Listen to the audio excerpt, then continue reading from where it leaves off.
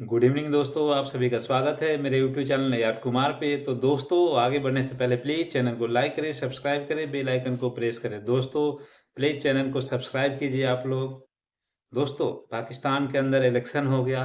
आज पूरे 7 दिन हो चुके हैं इलेक्शन के, लेकिन अभी तक कोई रिजल्ट नहीं आया है इलेक्शन कमीशन के तरफ से कि कौन सी बड़ी पार्टी है, किसके पास सबसे ज़्यादा सीटें हैं। दोस्तों, जो मीडिया में जो रिजल्ट आया हुआ है वो तो सब जानते हैं, लेकिन इलेक्शन कमीशन का जिम्मेदारी है कि वो सामने आकर बताए कि सबसे ज़्यादा सीट किस पार्टी को मिला है, मेजोरिटी किस पार्टी के पास है। लेकिन एक सप्ताह के बाद भी इलेक्शन कमीशन का कोई रिजल्ट नहीं आया है, कोई रिपोर्ट नहीं आया है। दोस्तों, मीडिया में जो आ रही है रिजल्ट सभी को पता है कि जो पीटीआई यानी इमरान खान के जो पार्टी के हैं, जो निर्दलीय खड़े हुए थे, उनके पास सबसे ज़्यादा सीटें हैं। 100 के करीब उनके पास सीटें हैं। और जो बिलावल भुट्टो की पार्टी है, पाकिस्तान पीपल्स पार्टी, उनके पास, और नवाज शरीफ की जो पार्टी है पीएमएलएन, उनके पास सीटें कम हैं। इन दोनों के पास सीटें कम होने के बावजूद भी ये दावा कर रहे थे, दावेदारी कर रहे थे कि सरकार हम बनाएंगे।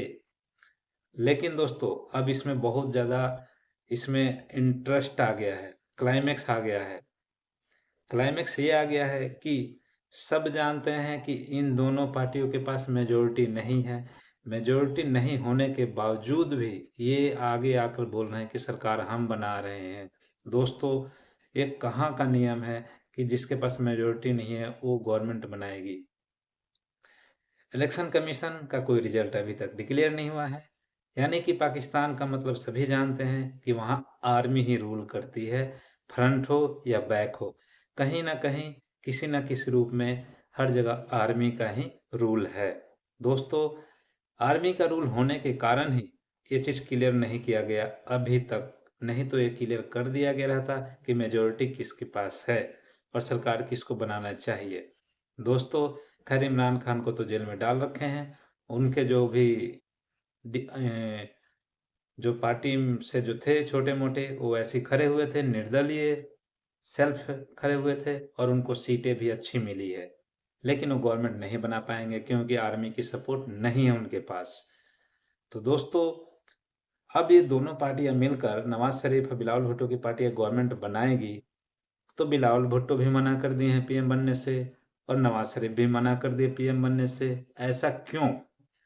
ऐसा इसलिए दोस्तों कि इन दोनों के पास तो मेजोरिटी नहीं है। मेजोरिटी नहीं होने के बावजूद भी ये गवर्नमेंट बनाएंगे। तो सबको पता है कि पाकिस्तान में तो वैसे ही विद्रोह हो रहा है, इनके अगेंस्ट हैं, और ये गवर्नमेंट बना भी लेते हैं आर्मी के सहारे, तो ये गवर्नमेंट चलेगी नहीं। कहीं ना कहीं 1 साल 1.5 साल 2 साल बाद ये गवर्नमेंट गिर जाएगी। इसी वजह से नवाज शरीफ ने मना कर दिया कि नहीं, मैं प्राइम मिनिस्टर नहीं बनूंगा। और बिलावल भुट्टो भी उन्होंने मना कर दिया कि नहीं, मैं प्राइम मिनिस्टर नहीं बन रहा हूँ, मैं नवाज शरीफ को सपोर्ट कर रहा हूँ। तो नवाज शरीफ भी बैकफुट पे आ गए, उन्होंने भी मना कर दिया कि नहीं, मैं प्राइम मिनिस्टर नहीं बन रहा हूँ। तो दोस्तों, इन दोनों के पास मौका होने के बावजूद भी दोनों प्राइम मिनिस्टर ना बिलावल भुट्टो बन रहे हैं ना नवाज शरीफ। अब देखो, इसमें तीसरा क्लाइमेक्स क्या है।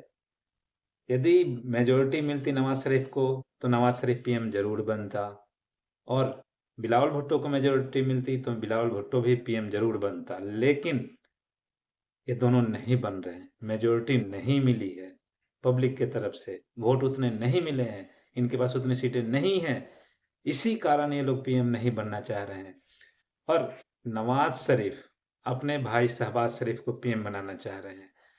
शहबाज शरीफ को तो वैसे भी पीएम बनने के लिए मौका नहीं मिलेगा, आगे भी इसलिए नहीं मिलेगा कि यदि बिलावल भुट्टो की पार्टी जीतती है तो बिलावल भुट्टो पीएम बनेंगे, नवाज शरीफ की पार्टी जीतेगी, मेजोरिटी उनके पास होगी तो नवाज शरीफ ही पीएम बनेंगे, या फिर आने वाले समय में अपनी बेटी मरियम को पीएम बनाएंगे आगे भी।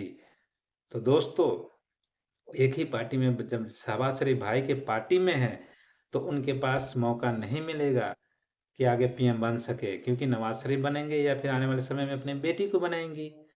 इसी कारण शहबाज शरीफ बोल रहे हैं कि ठीक है, मैं बन जाऊंगा, क्योंकि अभी उनके पास मौका है, अब बन भी सकते हैं। तो सुनने में तो यही आ रहा है दोस्तों, ये कन्फर्म नहीं है कि शहबाज शरीफ ही पीएम बन जाएँगे। ये अभी कन्फर्म नहीं है, मैं आप लोगों को पहले क्लियर कर दूँ। ये चीज़ें मीडिया में चल रहा है कि हाँ, शहबाज शरीफ पीएम बन सकते हैं, क्योंकि उनके पास मौका आने वाले समय में आगे मिलेगा भी नहीं। इसलिए जो भी 6 महीना, साल भर, डेढ़ साल, 2 साल जो मौका है, पीएम बन जाते हैं। दोस्तों, लेकिन क्या आर्मी चाहती है? आर्मी क्या चाहता है? ये सबसे बड़ी बात है, क्योंकि बिना आर्मी के, बिनका बिना उनके इशारे के, बिना उनके सपोर्ट के पाकिस्तान के गवर्नमेंट के अंदर एक पत्ता भी नहीं हिलता है। आर्मी ही रूल करती है वो पाकिस्तान के अंदर में। और यही कारण है कि दोस्तों, आज तक 7 दिन होने के बावजूद भी इलेक्शन कमीशन ने अभी तक रिजल्ट डिक्लेयर नहीं किया है। कहीं न कहीं आर्मी की इन्वॉल्वमेंट हर जगह है। और किस तरीके का इलेक्शन हुआ पूरा दुनिया ने देखा है। ब्रिटेन हो या अमेरिका हो, हर किसी ने इस इलेक्शन को मतलब सही नहीं माना है। उन्होंने इसके अगेंस्ट हैं, क्योंकि बहुत धांधली हुई है इस इलेक्शन में, पेटियाँ लूटी गई हैं। इसमें पूरा रोल आर्मी का है, पाकिस्तानी आर्मी का। इसी के कारण ये चीज़ें ऐसा हो रहा है। ना आज तक इलेक्शन कमीशन का कोई रिजल्ट आया, ना कोई डिक्लेरेशन आया। और पाकिस्तान की आर्मी जो चाहती थी, वही हो रहा है। तो दोस्तों, आने वाले समय में ये लग रहा है कि पाकिस्तान के अंदर इमरजेंसी लग जाएगा, क्योंकि अब टाइम नहीं बचा है। 7 से 8 दिन के अंदर क्लियर गवर्नमेंट हो जाना चाहिए था, बन जाना चाहिए था। लेकिन देखो, 1-2 दिन के अंदर यदि नहीं होता है, क्योंकि पाकिस्तान के अंदर स्टॉक मार्केट है, वो ऑलमोस्ट क्रैश कर चुका है। तो आप इससे अंदाज़ा लगा सकते हो कि पाकिस्तान के अंदर पॉलिटिकली इनस्टेबिलिटी स्टेबिलिटी कभी थी ही नहीं। और अभी तो और बुरा सिचुएशन चल रहा है, बहुत ही बुरे दौर में चल रहा है पाकिस्तान की पॉलिटिकल सिचुएशन और पाकिस्तान की इकोनॉमिक स्थिति।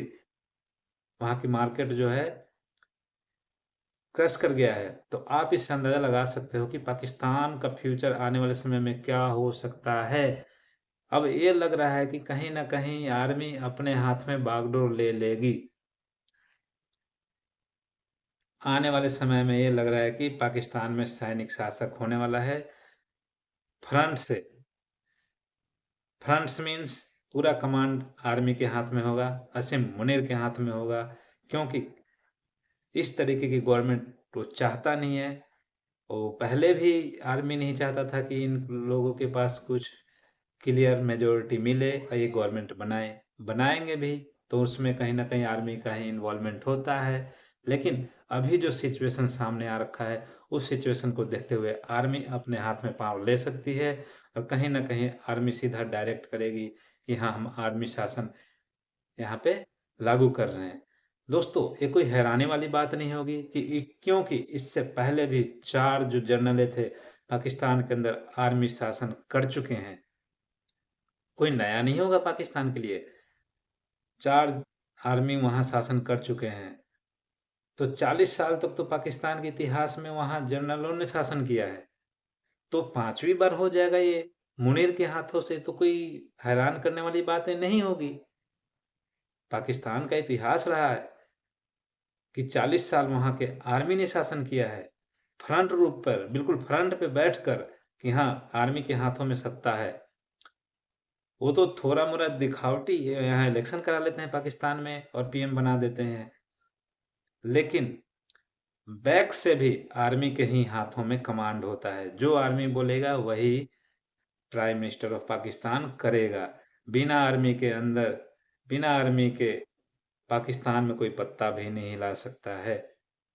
तो दोस्तों, आने वाले समय में आर्मी अपने हाथों में बागडोर बागडोर ले सकती है पाकिस्तान की। और फिर एक बार पाकिस्तान के अंदर सैनिक शासक यानी कि आर्मी का शासन होगा। बिल्कुल फ्रंट से होगा, सभी के नज़र में होगा, सबको दिखेगा कि हाँ, आर्मी पाकिस्तान के अंदर शासन कर रही है। तो दोस्तों, ये कोई दुनिया के लिए हैरानी वाली बात नहीं है और ना ही पाकिस्तान के जो पब्लिक हैं, उनके लिए हैरानी की बात है। क्योंकि उन्हें भी पता है कि इससे पहले भी उनके 4 जर्नैलें जो थी, जो आर्मी थे, उन्होंने 4 जनरल यानी कि 40 साल तक आर्मी का शासन रहा है।